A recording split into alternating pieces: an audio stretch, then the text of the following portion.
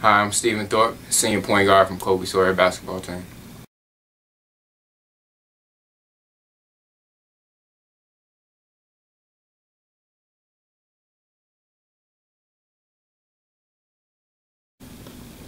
Steven, the team is approaching the midway point of the season. Can you talk about what the team has done well and what the team will look forward to doing down the stretch?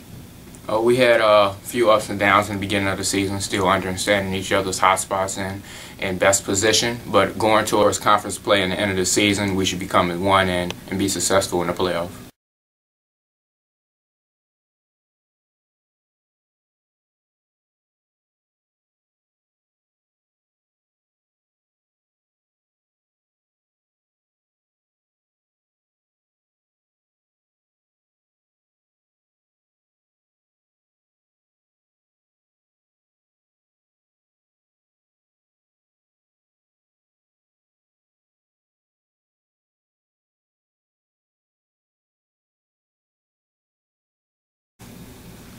Steven, you're climbing up the all-time Kobe Sawyer ranks in assists and steals. Can you explain how your teammates have helped you over the last 4 years?